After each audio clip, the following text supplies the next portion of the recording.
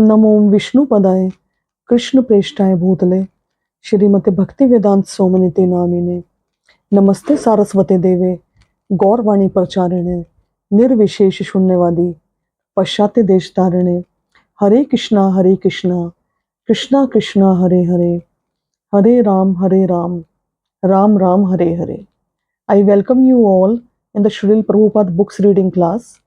हमारे चैनल का नाम है साधना प्रीति देवी दासी और मैं हूं आपकी दासी Sadhana Preeti. So let's begin the class.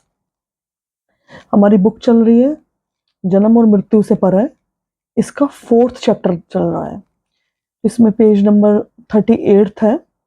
इसमें श्रील प्रभुपाद जी ने लिखा है, मनुष्य जीवन का वास्तविक उद्देश्य आध्यात्मिक आकाश को प्राप्त करना है, परंतु जैसा कि श्रीमद् भागवतम बताता है, अधिकांश लोग इस विषय को नहीं जानते हैं। ये पूरी बुक का सार है एक तरीके से।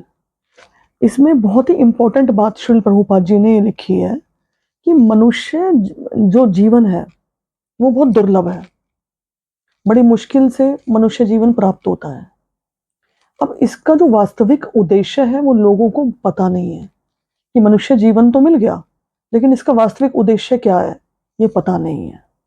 और जो वास्तविक उद्देश्य जो है मनुष्य जीवन का है वो आध्यात्मिक आकाश को प्राप्त करना है, अपने को जन्म और मृत्यु के चक्र से निकालना है और वैकुंठ लोक में या फिर गोलोक वृंदावन में जाना है। यही वास्तविक उद्देश्य है। इसलिए हमारे क्रियाकलाप भी इस तरीके के होने चाहिए कि हमारे इस उद्देश्य की पूर्ति हो जाए। और इसमें साथ ही साथ ये बताया गया है कि लोग इस विषय को जानते नहीं है। श्रीमद् भागवतम में ये बात बताई गई है कि लोग इस वास्तविक उद्देश्य को समझते ही नहीं है कि मनुष्य जीवन हमें क्यों मिला है और मनुष्य जीवन का वास्तविक जो उद्देश्य है वो क्या है। अब इसमें आगे इसमें लिखा है, इस पृथ्वी से कुछ हजार मील दूर जाकर फिर वापस आने का कोई प्रश्न ही नहीं उठता। ऐसी यात्रा कोई वीरतापूर्ण कार्य नहीं है। हमें संपूर्ण भौतिक ब्रह्मांड के पार जाना होता है। ऐसा हम अंतरिक्ष यानों के द्वारा नहीं बल्कि कृष्ण भावनामृत के द्वारा कर सकते हैं। As I told you in the earlier classes also कि अंतरिक्ष यान जाते हैं, चंद्रलोक की यात्रा करने का प्रयास करते हैं जो साइंटिस्ट है, या फिर मंगल ग्रह में जाने का प्रयास करते हैं, या फिर जो दूसरे ग्रह हैं वहां पर भी जाने का प्रयास कर रहे हैं। निरंतर जो है रिसर्च चलता रहता है। बट श्रील प्रभुपाद जी हमें बताते हैं कि अंतरिक्ष यान वहां गया, रॉकेट वहां गया और फिर उसके बाद कुछ प्राप्त हुआ नहीं, कुछ हासिल हुआ नहीं, उसके बाद वापस आ गए, या फिर कुछ प्राप्त थोड़ा बहुत कुछ हुआ फिर भी वापस आ गए। तो ये कोई वीरतापूर्ण कार्य नहीं है। असली वीरतापूर्ण कार्य तो ये है कि इस भौतिक ब्रह्मांड के पार जाना। वैसे भौतिक ब्रह्मांड है उसके भी ऊपर आध्यात्मिक जगत में जाना, आध्यात्मिक लोकों में प्रवेश करना, ये असली वीरतापूर्ण कार्य है। और ये अंतरिक्ष यान से पॉसिबल ही नहीं है, बल्कि कृष्ण भावनामृत के द्वारा कर सकते हैं। आध्यात्मिक लोकों की यात्रा हम कृष्ण भावनामृत का अनुशीलन के द्वारा कर सकते हैं। भौतिक ब्रह्मांड के उस पार जाना अंतरिक्ष यानों से या एरोप्लेन से या किसी भी चीज से संभव नहीं है। जो मनुष्य कृष्ण भावनामृत में निमग्न है और जो मृत्यु के समय भगवान श्री कृष्ण का ध्यान करता है वह तुरंत वहां स्थानांतरित हो जाता है। इसमें भगवान कृष्ण ने स्वयं गीता में बताया है कि वहां जाने की विधि क्या है। अब वहां पे जाने की विधि ही ये है कि जो सदैव भगवान का चिंतन करता है, भगवान की भक्ति करता है, भगवान का ध्यान करता है और जो मृत्यु के समय श्री भगवान का ध्यान करता है, अपना पूरा ध्यान मृत्यु के समय भगवान पर केंद्रित कर देता है, जो कि इजी नहीं है, जो कि आसान नहीं है। वही व्यक्ति भगवान पर मृत्यु के टाइम अपना ध्यान केंद्रित कर सकता है जिसने इस चीज का अभ्यास पूरे जीवन में किया है, भगवान की भक्ति करने का अभ्यास किया है। क्योंकि मृत्यु के समय मनुष्य को शास्त्र बताते हैं बहुत अधिक पीड़ा होती है, बहुत अधिक कष्ट होता है। ऐसा बताया गया है कि इतना कष्ट होता है जितना कि 40,000 बिच्छू एक ही टाइम में काट रहे हैं। शरीर में 40,000 बिच्छू एक ही समय में डंक मार रहे हैं। इतना कष्ट मनुष्य को होता है, तो उस समय भगवान का चिंतन करना, भगवान का स्मरण करना बहुत ही मुश्किल है। वही मनुष्य कर पाता है जिसने पूरे जीवन भगवान का ध्यान किया है, इसका अभ्यास किया है। और जो इस तरीके से भगवान का ध्यान करता है मृत्यु के टाइम, वो वहां पर तुरंत आध्यात्मिक लोक में स्थानांतरित हो जाता है, वो वहां चला जाता है। यदि हम सचमुच में आध्यात्मिक आकाश में जाना चाहते हैं और पूर्ण ज्ञानमय, सनातन, आनंदमय जीवन का अनुशीलन करना चाहते हैं, तो हमें अभी से सतचित आनंद शरीर बनाने का प्रयत्न आरंभ करना होगा। मतलब वही इसमें बताया गया है कि हमें प्रयास करना होगा, क्योंकि वहां पर, जैसे आई told you in the previous chapter also, कि वहां पर जाने के लिए हमें एक आध्यात्मिक शरीर की प्राप्ति होती है मृत्यु के उपरांत। और वो जो आध्यात्मिक शरीर होता है, वो उसका जो स्वरूप होता है वो सतचित आनंद होता है।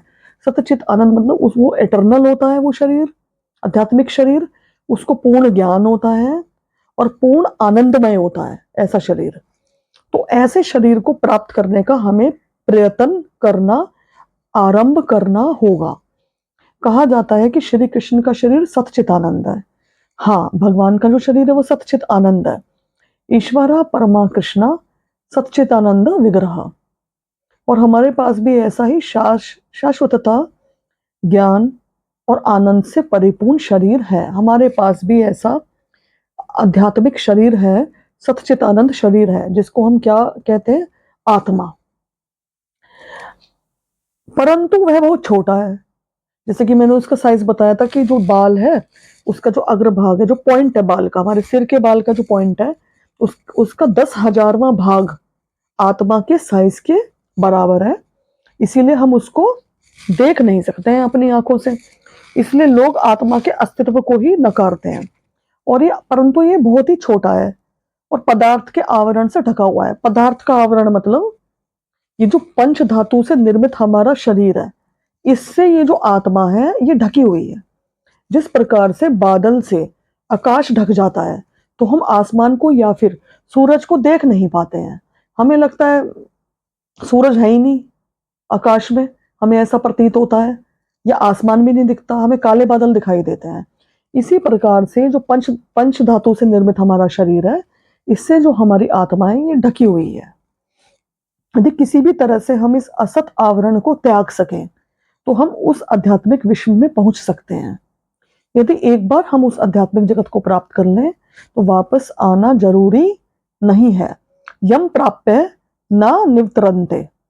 उस आध्यात्मिक जगत में कोई अगर चला जाता है अपनी ट्रू आइडेंटिटी को पहचान के और भगवान की सेवा में लग के, तो फिर वो इस भौतिक संसार में वापस दोबारा कभी नहीं आता, ऐसा हमें शास्त्र बताते हैं। तब हर एक को उस परम धाम श्री कृष्ण के सर्वोच्च धाम में जाने का प्रयास करना चाहिए। ये हमारा धर्म है, ये हमारा कर्तव्य है, ये हमारा लक्ष्य भी है कि हमें अपने परम धाम में, हमें अपने सनातन धाम में जाने का प्रयास करना चाहिए। श्री कृष्ण स्वयं हमें बुलाने के लिए आते हैं और वे हमें मार्गदर्शन के लिए साहित्य देते हैं एवं अपने अधिकृत प्रतिनिधियों को भेजते हैं। हमें मनुष्य जीवन में दी गई इस सुविधा का लाभ उठाना चाहिए। अब इसमें लिखा हुआ है श्री कृष्ण स्वयं हमें बुलाने आते हैं।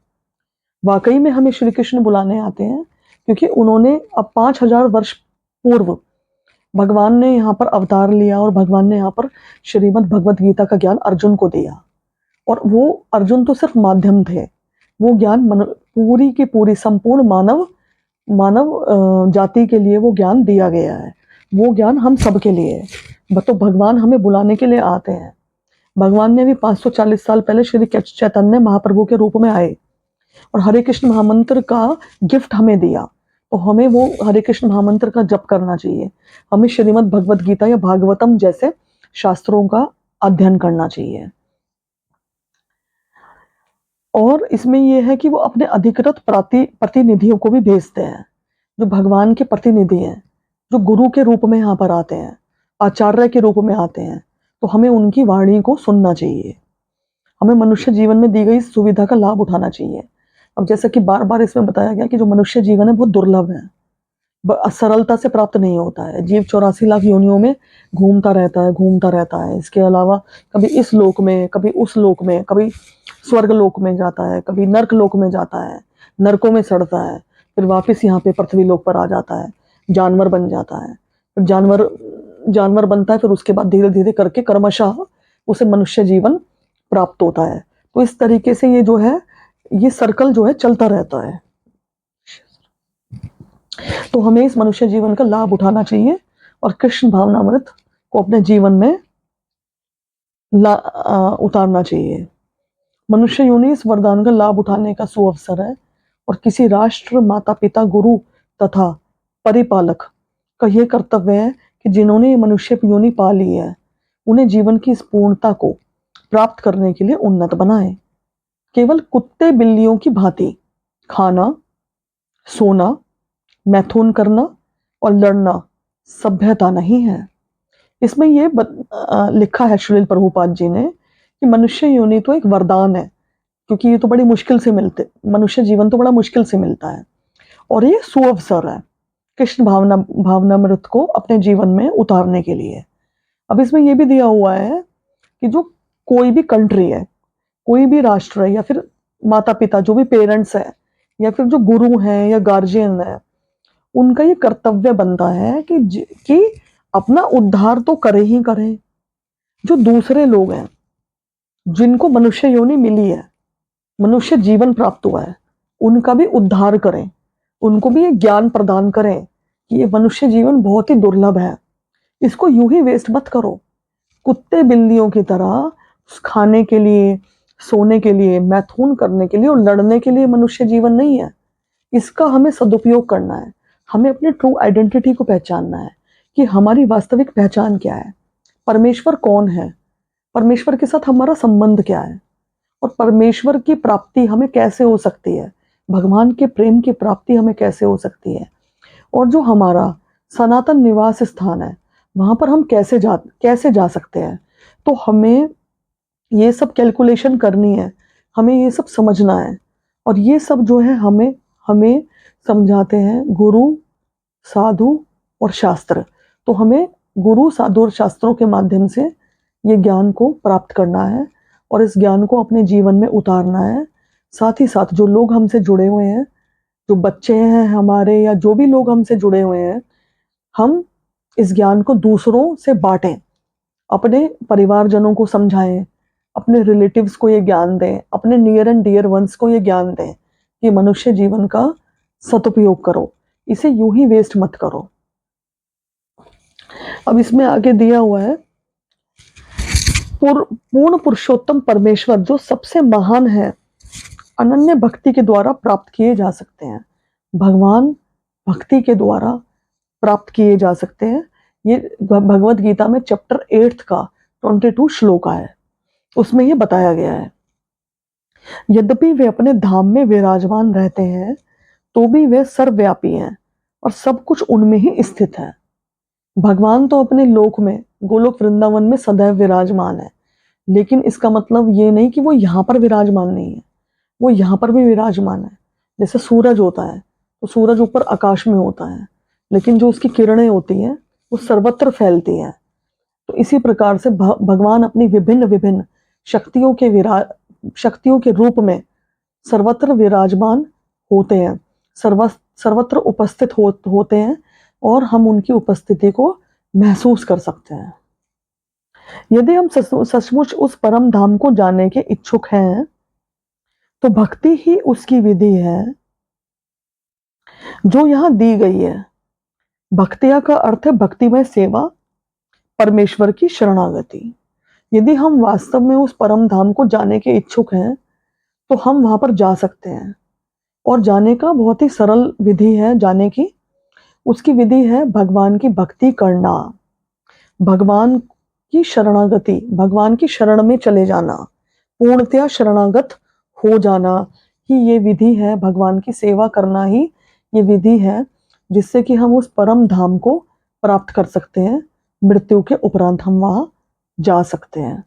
साथ ही साथ जैसे कि मैंने प्रीवियस क्लासेस में बताया था कि अगर हम भगवान की सेवा करते हैं, भगवान की शरण में जाते हैं पूर्णतया, तो भगवान को तो आनंद मिलता ही मिलता है, लेकिन उतना ही आनंद जीव को भी मिलता है, हमें भी उतना ही आनंद मिलता है। ऐसा नहीं है कि भगवान को ज़्यादा आनंद मिलेगा और हमें कम आनंद मिलेगा, ऐसा नहीं है। बराबर का आनंद ही परमेश्वर को और सेवक को मिलता है। आगे इसमें श्रील प्रभुपाद जी ने लिखा है, भक्ति का अर्थ यह अनुभव करना है कि वह व्यक्ति पवित्र आत्मा है, पदार्थ बिल्कुल नहीं। भक्ति का अर्थ ये है कि अपने आप को एक पवित्र आत्मा के रूप में स्वीकार करना, और ये स्वीकार करना कि मैं ये पंच धातु से निर्मित शरीर नहीं हूं, ये तो मुझे टेम्परेरी बेसिस पे मिला हुआ है। हमारी वास्तविक पहचान ये शरीर नहीं है जो आत्मा का आवरण मात्र है, परंतु हमारा वास्तविक स्वरूप दास का है, भगवान श्री कृष्ण का सेवक। हमारा वास्तविक स्वरूप ये है कि हम परमेश्वर के दास हैं, हम परमेश्वर के सेवक हैं। जब कोई अपनी वास्तविक पहचान में स्थित होता है और श्री कृष्ण की सेवा में लगा रहता है तो उसे भक्त कहते हैं। सवाल ये पैदा होता है कि भक्त कौन है? भक्त वो है जो अपनी वास्तविक पहचान जो है, अपनी ट्रू आइडेंटिटी को पहचानता है कि मैं एक शाश्वत आत्मा हूं, और वो श्री कृष्ण की सेवा में सदैव लगा रहता है, तो उसे भक्त कहते हैं। सेवा से मतलब ये है कि आपका केंद्र बिंदु भगवान होने चाहिए।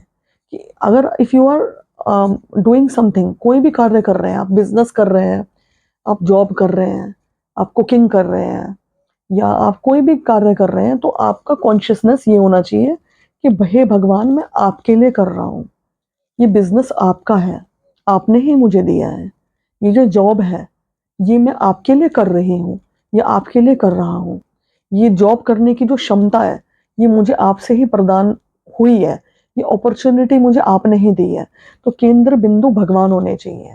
या कुकिंग मैं कर रही हूँ तो ये कुकिंग मैं आपके लिए कर रही हूँ भगवान, ये जो मैं बना रही हूँ आपके लिए बना रही हूँ, भगवान को आप ऑफर करें फूड, और उसके बाद आप उस फूड को ग्रहण करें तो वो प्रसाद बन जाएगा। आगे इसमें श्रील प्रभुपाद जी ने लिखा है, जैसे कि श्रील रूप गोस्वामी कहते हैं, हमें भगवान श्री कृष्ण की सेवा अनुकूल रूप से करनी चाहिए। साधारणतः हम श्री भगवान की सेवा कुछ भौतिक उद्देश्य या लाभ के लिए करना चाहते हैं। निसंदेह श्री भगवान के पास भौतिक लाभ के लिए जो जाता है वह उससे कहीं अच्छा है, तो श्री भगवान के पास कभी जाता ही नहीं है। परंतु हमें भौतिक लाभ की इच्छा से मुक्त होना चाहिए। इसमें यह दिया गया है कि हमें भक्ति जो करनी है या भगवान की जो सेवा करनी है, वो प्रयास करना है कि वो अहेतु की करनी है, उसमें कोई हेतु नहीं होना चाहिए, उसमें कोई स्वार्थ नहीं होना चाहिए, उसमें कोई भौतिक इच्छा की कामना नहीं होनी चाहिए। भगवान से अहेतु की इच्छा से प्रेम करना है। लेकिन परंतु इसमें यह भी दिया हुआ है, श्रील रूप गोस्वामी ने हमें बताया है कि अगर कोई भौतिक इच्छा भी है, और अगर जो मनुष्य भगवान से प्रार्थना करता है, श्री कृष्ण से प्रार्थना करता है, वो बेटर है उन लोगों से जो भगवान को अप्रोच ही नहीं करते हैं, या फिर अप्रोच करते हैं तो फिर वो किसी बाबा को अप्रोच करते हैं कि हे बाबा, आप मेरी इस भौतिक इच्छा को पूर्ण कर दें, या फिर अन्य देवी देवताओं को अप्रोच करते हैं। तो वो उनसे ज़्यादा जो भगवान को अप्रोच करता है अपनी भौतिक इच्छाओं की पूर्ति के लिए, वो उनसे ज़्यादा बेटर है जो अन्य बाबा, किसी बाबा को या फिर किसी अन्य देवी देवता को अप्रोच करता है। परंतु हमारी जो भक्ति है वो अहेतु की होनी चाहिए, हमें भगवान से प्रेम करना है।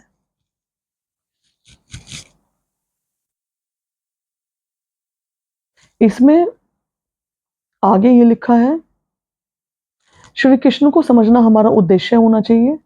निसंदेह श्री कृष्ण अनंत है और उन्हें समझना संभव नहीं है, परंतु हम जो कुछ भी समझ सकते हैं हमें उसे स्वीकार करना होता है।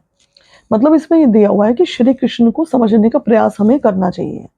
अब श्री कृष्ण को हम समझ कैसे सकते हैं? हम शास्त्रों के माध्यम से समझ सकते हैं, भगवत गीता के माध्यम से समझ सकते हैं, श्रीमद् भागवतम के माध्यम से समझ सकते हैं। तो हमें जितना भी समझ में आ रहा है हमें उसे स्वीकार करना होगा, उस ज्ञान को स्वीकार करना होगा, और उस ज्ञान को अपने जीवन में हमें इम्प्लीमेंट करना होगा। श्रीमद् भगवत गीता विशेष रूप से हमारे समझने के लिए प्रदान की गई है। हमें उनकी प्रसन्नता के अनुरूप उनकी अनुकूल सेवा करनी चाहिए।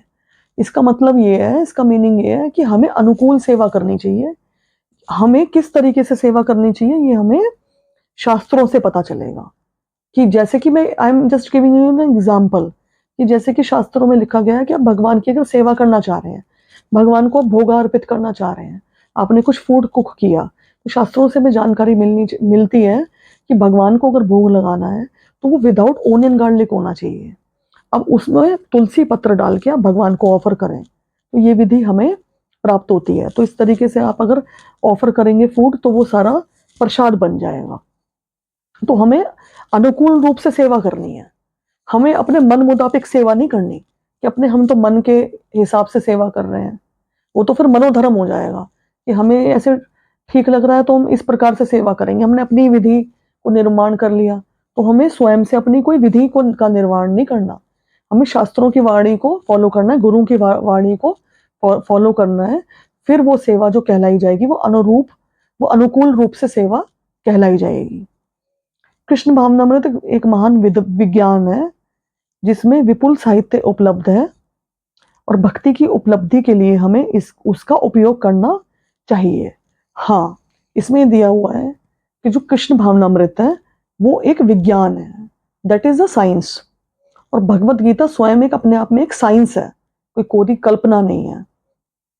तो हमें इस जो भगवत गीता से या शास्त्रों से ज्ञान मिलता है उसे हमें अपने जीवन में उतारना है और उस ज्ञान को अपने लाइफ में इम्प्लीमेंट करना है और भक्ति में अग्रसर होना है। तो आज के लिए मैं टॉपिक को यहीं पर विराम देती हूँ। आगे का जो टॉपिक है वो आगे की क्लास में मैं कवर अप करवाऊंगी। अगर आपको मेरा ये वीडियो पसंद आया तो नीचे कमेंट बॉक्स में आप हरे कृष्णा अवश्य लिखिए। इसके अलावा अगर कोई आपका इस टॉपिक से आधारित कोई प्रश्न है तो आप नीचे कमेंट बॉक्स में मुझसे पूछ सकते हैं। And I request you to please like, share and subscribe my channel. और जैसा कि मैंने आपको पहले बताया था कि ये जो अध्ययन हम कर रहे हैं बुक्स में, ये जो भी ये ज्ञान है जो इन वीडियोस में कवर्ड अप है, ये श्रील प्रभुपाद जी ने दिया है, ये आध्यात्मिक ज्ञान। और ये एक छोटे बच्चे से लेके एक बुजुर्ग व्यक्ति की सहायता करेगा। एक 6th क्लास का बच्चा या 5th क्लास का बच्चा भी हमारे इन वीडियोस को वॉच कर सकता है। जो यूथ है वो हमारे वीडियोस को वॉच करे और जो ओल्ड एज पीपल हैं वो भी हमारे वीडियोस से लाभान्वित हो सकते हैं। सो आज के लिए इतना ही। हरे कृष्णा।